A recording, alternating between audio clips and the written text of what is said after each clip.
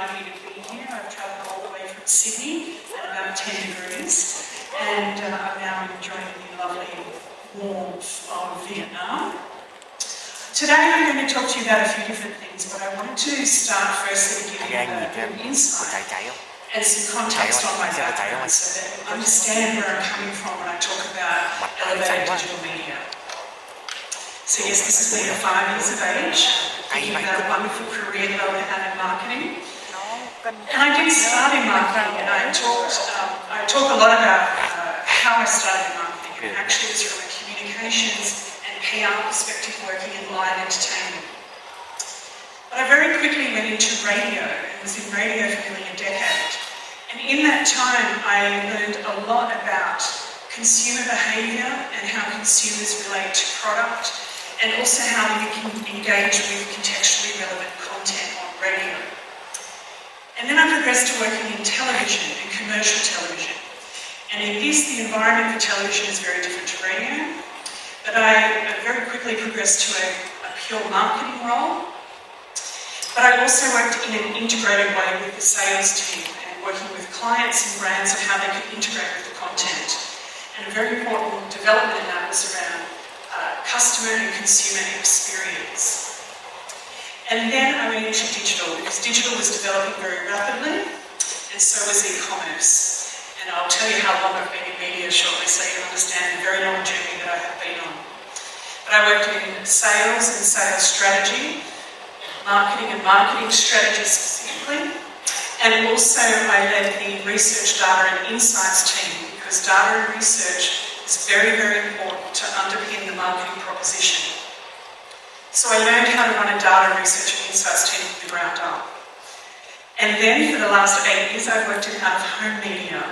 Now, I firstly worked on the media owner side, but then progressed to working for an agency group based out of the UK that was rolling out their product offering in Asia Pacific. And I worked on the media owner side and then as a global out-of-home media buyer. And that is what I've been doing for the last 8 years. So I very much work on the strategy side, effectiveness, data research and insights, ideation, creativity, effectiveness, and of course leading that with large teams. So that gives you a good understanding of my background. Right now, for the last really 3 years in Asia Pacific, I've lived in Singapore, and then I have also worked with planning and buying, effectiveness measurement companies, including Nielsen and Kantar. I've also worked in industry advocacy to help marketers understand the power of different media. And I've also worked across the broad spectrum of the industry, so working closely with agencies, working directly with brands, working with creative agencies, working with technology solutions providers to the industry, and of course the media owners. So there you go, that's my background. I've been in media and marketing for 3 decades, so 30 years. So today I want to start with a really deep understanding of my perspective, and it very much links to this. And this is all the different things that marketers have to think about when we're doing our daily activity, because I am a marketer by profession. And all of these create a lot of pressure and stress, but it also drives us to ensure that what we're doing for our clients and doing for our brands is the most effective, the most cost-effective, and provides great performance and metrics. And I'm sure that when you look at this, you'll see a lot of those metrics in your plans as well. And if you don't, you should be looking at them. So from an out-of-home perspective, we look at investment considerations. These are the key things that I look at on a daily basis. Audience is obviously very important, the people aspect, who we need to connect with and who we need to communicate with. Then also, where are the people? And as you would have seen from the Nielsen presentation, we need to understand the nuances between different locations. Also, their attitudes and behaviours is very important, because we need to understand what messaging is really critical to make sure it comes through and provides performance. The environment, where is the media placed, and how is it different from one media to the other? And then mindset. And these are the 2 things I really want to address today, because they are often the 2 things that are considered the least, but actually contribute very significantly to performance. And when I say environment and mindset, it's very much where the media is placed and then how people are interacting with that media in that environment. This is where elevated digital media is an effective tool for advertisers and marketers. It has a psychological nuance that makes it incredibly powerful. And I want to share with you today a research piece that I did in 2018, and it ended up being called the Commuter Journey, and it was done with a neuroscience business out of Melbourne, and we engaged neuroscientists and a team, and we looked at how people were reacting to different environments and media. Then we layered that on with a quantitative study, because very much so we need to understand statistics to prove the value of what we're doing. We then also did a very, very comprehensive qualitative research piece that was split by category and different audiences and different locations to really get a deep understanding of what those statistics actually meant. And when we look at that as a marketer, the qualitative piece is incredibly important. So when we looked at mindset and environment, people were reacting very differently to the enclosed private environment of elevated media, and also when there was less distraction. And that environment was yielding really powerful results because we were not competing with other media at that time. We were actually able to give a very clear, concise message without the distraction of other media. When I say that, it's not just the media, it's also distraction above ground with traffic and pedestrians and other advertising pieces that are occurring on a daily basis. So we do know that people consume thousands of pieces of advertising on a daily basis. This immersive environment was definitely yielding great recall results, and because of the less distraction, we were able to get our messages a lot clearer and cut through than other advertising campaigns.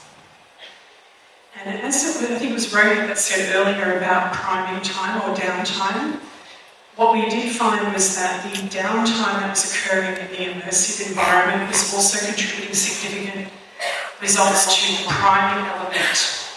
And that is that the path to purchase, we were contributing all the way along to the results that we finally got at the end. So it wasn't just the bottom of the funnel, it was all the way through the funnel. And with elevated digital media, the fact that it was the first touch point and the last touch point in most cases on a daily basis also meant that the recall was really high. And when we have brand recall, the consideration also spikes.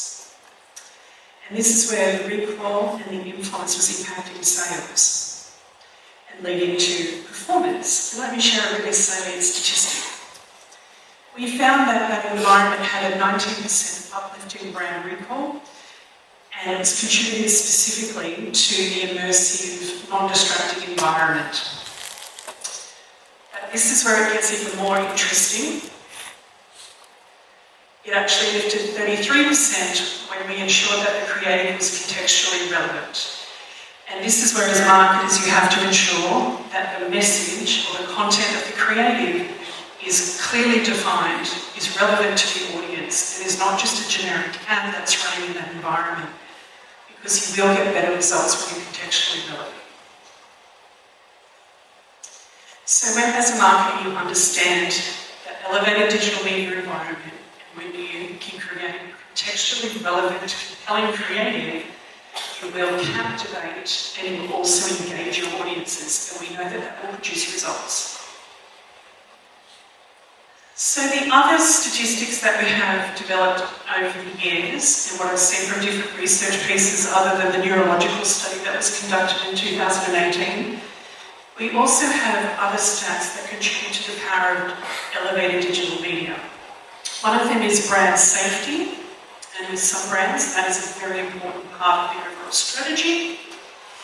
And the trust element is incredibly high, in fact some of the highest out of all media.